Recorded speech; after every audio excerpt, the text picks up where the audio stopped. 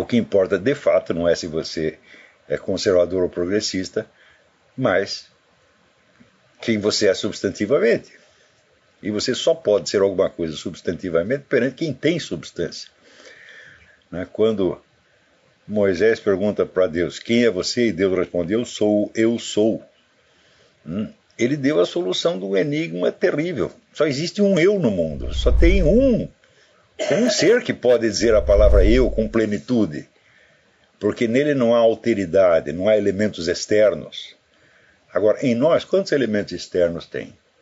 Primeiro, você é composto por aquilo que você come e você expele todo dia. Isto modifica o seu estado mental, a sua conduta, etc, etc. Em segundo lugar, você tem todas as imagens e símbolos que foram se impregnando na sua mente, vindo da cultura, da educação, do meio ambiente, etc, etc. Tem todas as imagens que as outras pessoas projetam sobre você e que, de certo modo, lhe dão uma imagem reflexa de você mesmo. Tem todos os elementos hereditários que você desconhece completamente. Então, eu penso assim, você estudando o Zonde, por exemplo, você vê isso. Há muitos elementos estranhos na sua personalidade, estranhos e totalmente desconhecidos. Isso, por exemplo, se você teve um tataravô assassino, certo? Aquela tendência assassina está dentro de você, mas ela é você pode chamá-la de eu, você a assume, tá certo? Não. Então, você vê que o nosso eu é mais composto de alteridade do que de outra coisa, tá certo? Então, toda a nossa a imagem que nós temos de nós mesmos é um fluxo de impressões evanescentes. E nós não podemos dizer a palavra eu de pleno direito. Nós só dizemos por delegação, porque o eu sou nos conferiu, sob certo aspecto, vamos dizer, uma pequena capacidade de ser um eu. O eu, na verdade, seria apenas, vamos dizer, a consciência plena e clara de si mesma, que assume total responsabilidade por seus atos, estados, pensamentos, sentimentos, intenções, etc, etc, etc. Só nesse momento você é efetivamente um eu, e nesse momento você está à imagem de Deus, dentro da escala pequenininha, tá certo? Quando você lê, às vezes, os escritos dos santos, eu não os leio muito porque eu não os aguento, porque a intensidade de autoconsciência dessas pessoas é uma coisa muito dolorosa. Quando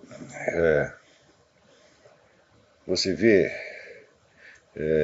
São Luís de Montfort, por exemplo, tentando explicar o Rosário, e dizendo que ele é um sujeito tão baixo que ele nem merece fazer isso, ele sabe do que ele está falando. Eu não sei, mas ele sabe. Então, ele conhece a sua imagem perante o olhar de Deus e sabe quanto essa imagem pode ser feia. Não feia em termos do juízo final. No outro mundo, São Luís de Montfort está muito bonito. Mas enquanto estava vivo na Terra, ele carregava toda esta herança maldita do pecado original, das tendências hereditárias, do meio social. Tudo isso nós vivemos no meio disso, tá certo? E nós somos enormemente feios. Então, enquanto você não está disposto a encarar esta coisa, falar de autoconsciência é perder tempo. Você não sabe quem você é apenas uma criança delirando, brincando de soldadinho de chumbo, fingindo que, fingindo que você é John Wayne ou qualquer coisa assim, tá certo? Mas é tudo mentira, tá certo? Assim como também é mentira as imagens terríveis que você projeta de si mesmo na hora que você está com vergonha, por exemplo, na hora que você acha que os outros pensam algo de mal de você e você se encolhe de vergonha. Tudo isso, sinceramente, é uma palhaçada. Só existe um eu efetivo, aquele que Deus está enxergando. E ele te mostra pedaços quando você pede. Às vezes esses pedaços são muito feios e às vezes são muito bonitos. Às vezes quando você não aguenta, você vê... por exemplo, eu confesso que eu já cheguei a perceber até deficiências neurológicas minhas, quando eu pedi... Malformação cerebral mesmo, cheguei a perceber isso. o elemento hereditário. Tudo isso é muito feio, né? Daí você não aguenta, e daí você pede para Deus, mas mostra que você me ama, né? E daí ele mostra uma outra coisa que você pode ser ou que está reservado para você. Então esse é o único conhecimento que existe. Agora, quando as pessoas falam de exame de consciência, elas pegam assim um formulário. Claro, o formulário pode ajudar no começo, né? Tá certo? Fiz isso, fiz aquilo outro, né? Pode ajudar, mas a única coisa que ajuda mesmo é uma total disposição de você saber o que Deus sabe a seu respeito. E Ele sabe tudo. Então Ele não pode te mostrar tudo, Ele só pode mostrar um pedaço de cada vez. Então, a coisa mais urgente neste país é que haja um certo grupo de pessoas dotadas de capacidade para a autoconsciência. Porque o que essas pessoas fizerem tem substância, e o que tem substância tem efeito. Eu gostaria imensamente de ser uma dessas pessoas e tenho me esforçado para isso. Tá certo? Estou longe de ser isso, mas eu tenho ideia de como é que se faz.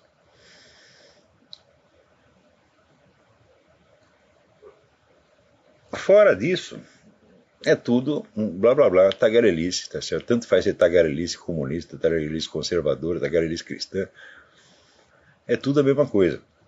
Agora, a gente passa o tempo e você espera, né, ver alguma ação humana real, substantiva, tá certo? E, sinceramente, nos últimos anos eu não tenho visto isso. Eu tenho visto muita pose, muito fingimento, sobretudo baseado na necessidade que as pessoas têm de consertar a sua autoimagem. Então, de projetar uma imagem melhor.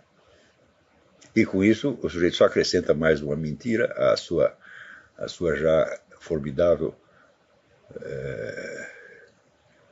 coleção de mentiras. Né? E é justamente por isto que as pessoas se tornam tão vulneráveis àquilo que os outros falam dela. Porque se eu quero consertar a minha autoimagem perante mim mesmo, então qualquer contribuição que venha de fora é bem-vinda, por assim dizer. Quer dizer, se falam bem ou mal de mim, né, começa a se tornar uma coisa muito, muito importante. Então, eu não sou indiferente porque as pessoas falam de mim, evidentemente, mas eu sei que, em geral, elas estão tão longe tão longe da verdade que incorrem naquele famoso provérbio árabe: se as pessoas te louvam por méritos que você não tem, elas vão acabar te acusando de defeitos que você também não tem. Tá certo? Então, e também tem aquele outro provérbio de que a fama é o conjunto dos equívocos em torno de um nome. Eu confirmo isso diariamente. Né? Às vezes eu cometo algum erro e as pessoas me acusam de outro erro completamente diferente. Né? Então,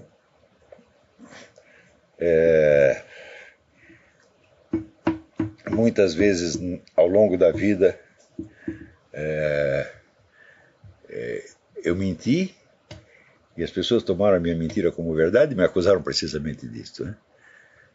Me acusaram de fazer o que eu apenas disse. Isso acontece muitas vezes. Né? Então, não é que você não liga mais para essas coisas, mas você sabe qual é o peso específico que elas têm.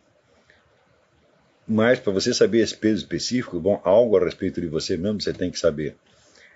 E você só alcança a saber alguma coisa se você chegar, vamos dizer, a este exame de consciência aprofundado, que vai até a raiz da sua existência. Quando você era pequenininho, quando você lê nas Confissões de Santo Agostinho, por exemplo, ele se lembra dos maus pensamentos que ele tinha no bercinho, e um dia eu me toquei e falei, mas eu preciso fazer uma revisão para saber quando é que eu comecei, porque a gente sempre parte dessa ideia de, quando eu era criança eu era tão inocente.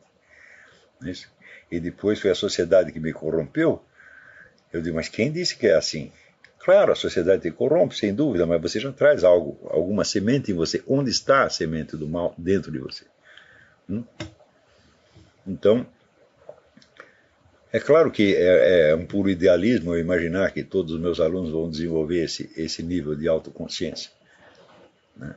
E também, mesmo com alguns dos melhores, eu tive algumas decepções horrendas, assim, de amor próprio nas bagatelas, de obstinação em puerilidade. Eu vi isso aí.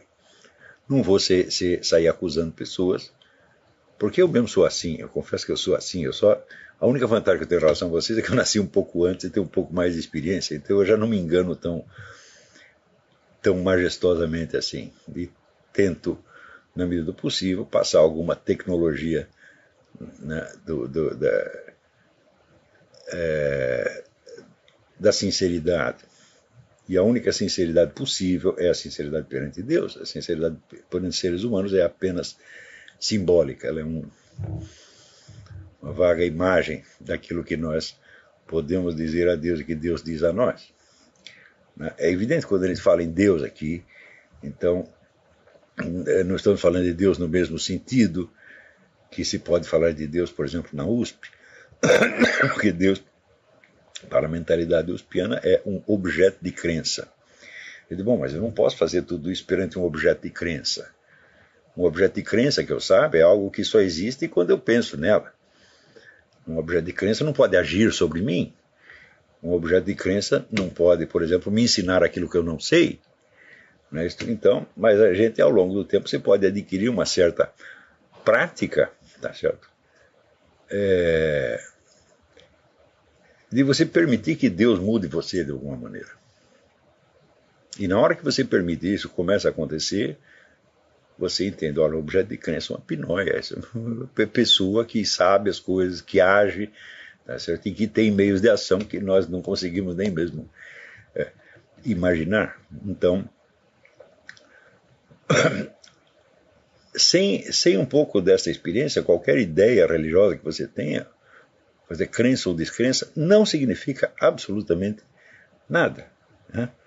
Isso quer dizer que a fé, entre aspas, de muitas pessoas e a descrença de outros realmente não pesa e não significa nada. Disse isso, então, só para lembrar a vocês que mesmo uma vida de estudos muito dedicada, muito séria, pode não ser nada se não tiver por trás dela uma substância humana verdadeira. Tá certo? E lembrar aquilo que dizia Goethe, que o talento se adestra na solidão, no estudo solitário, etc, etc. Mas o caráter se adestra na agitação do mundo, quer dizer, no meio das tentações, dos pecados, das ofensas recebidas, etc. Aí que você vai tentar ser alguma coisa. Então, eu não sou um grande especialista nisso, tá certo? E a minha prática também é reduzida, mas quando eu vejo as pessoas se escondendo como ratos, tá certo? Acabam de fazer alguma, né? E imediatamente já tem todo um sistema de desculpas e de autodefesa que não serve para nada, só serve para torná-la mais culpada ainda, para complicar mais o negócio. Isso é uma coisa deplorável e seria ótimo que pelo menos uma parte dos nossos alunos aprendessem isso aí.